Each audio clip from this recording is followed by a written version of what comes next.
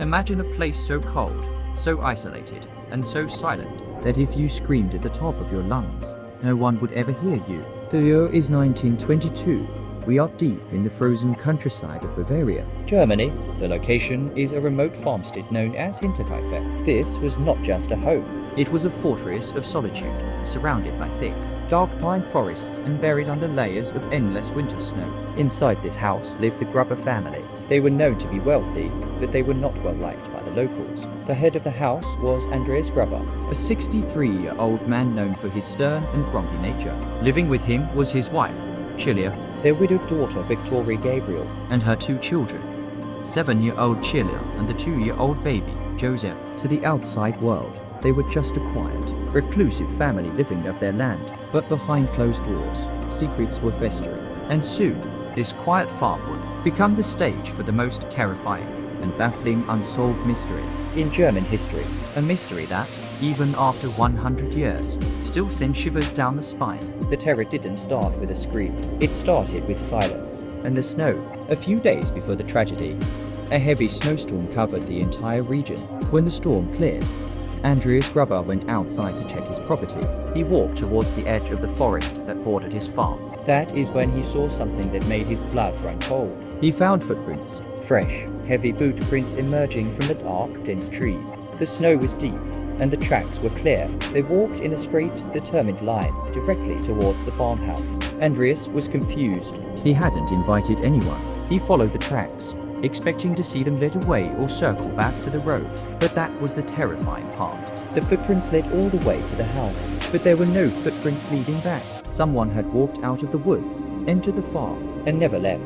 Whoever made those tracks was still somewhere on the property. Paranoia began to consume Andreas. He searched the barn, he checked the tool shed, and he even went down into the dark basement. He found no one, but the feeling of being watched was overwhelming. Strange things began to happen inside the house. One morning, Andreas found a newspaper from Munich lying on his floor. It was a newspaper he had never bought, and the postman had not delivered it. Who brought it inside?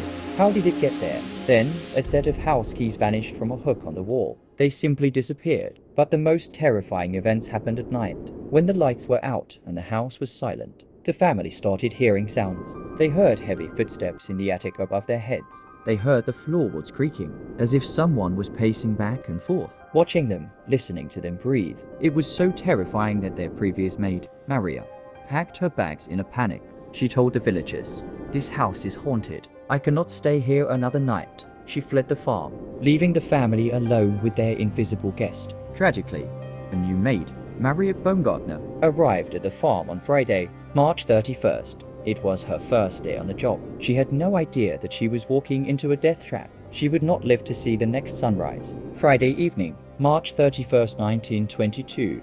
The sun set behind the forest, and darkness swallowed the farm. What happened next? We can only reconstruct from the brutal crime scene. It seems the killer was patient. One by one, he lured the family members out of the warm house and into the freezing cold barn. We don't know how he did it. Did he make a noise? Did he call them?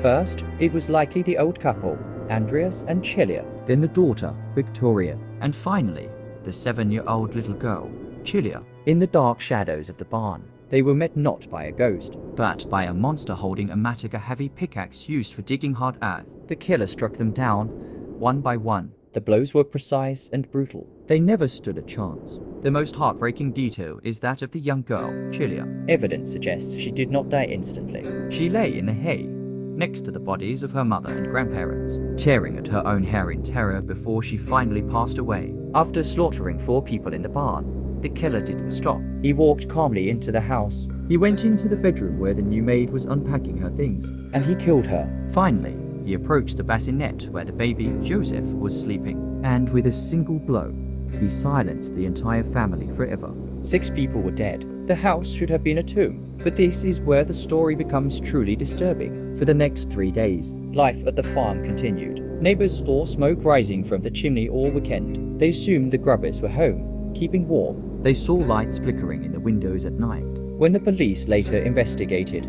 they found shocking evidence. The cattle in the barn were not starving. Someone had fed them. Someone had milked the cows. In the kitchen, there was bread and meat on the table that had been eaten. After the murders occurred, the killer didn't just kill them and run away. No, he stayed. He lived in the house with the corpses for 3 whole days. He ate their food, he slept in their beds, and he kept the fire burning, all while the bodies of his victims lay rotting in the barn and the bedroom. On April 4th, a mechanic named Albert Hafner actually came to the farm to fix a machine. He waited for 5 hours, whistling and making noise. He later said he felt like someone was watching him, but he saw no one. He fixed the machine and left, unknowingly leaving the killer alone in the house. By April 4th, the neighbors became worried. The young girl hadn't shown up for school. The mail was piling up on the windowsill. A group of men, led by a neighbor named Lawrence Schlittenbauer, decided to investigate. They approached the silent house. The dog was barking inside the barn. They broke open the barn door and stepped into the darkness. In the dim light of their lanterns, they saw a foot sticking out from a pile of hay. When they pulled back the hay and the old door covering the pile, the true horror was revealed. The bodies were stacked on top of each other like dolls. The men rushed into the house, hoping to find survivors, but inside, they found the maid dead in her bed and the baby dead in his crib. The entire bloodline of the Grubber family had been wiped out. The Munich police arrived, but they were baffled. They found a makeshift bed in the attic, filled with straw. Someone had been sleeping there, looking down at the farm through a hole in the roof tiles. The killer had been watching them for days before he made his move. Over the years, more than 100 suspects were questioned. Was it a robbery? No, because a large amount of gold coins and cash was found untouched in the drawer. The killer didn't want money. Suspicion fell heavily on the neighbor, Lawrence Schlittenbauer. He knew the layout of the farm. He seemed unbothered by the bodies when they were found, but there was never enough proof to arrest him. In a desperate attempt to solve the case, the police even cut off the heads of the victims and sent the skulls to a psychic in Munich, hoping for a supernatural clue. But the skulls gave no answers. They were lost during World War II and were never returned to the bodies. A year later, the terrified villagers tore down the farmhouse completely. They wanted to erase the evil memory from the land. Today, only a stone memorial stands in the middle of a green field, but the mystery remains. Who was the man in the attic? Why did he feed the cows after slaughtering the family? And where did he go? The footprints in the snow led to the house, but they never led away. Perhaps in some dark corner of history, he is still there. This is Lawrence. If you enjoyed this deep dive into the unknown, please like and subscribe. Until next time.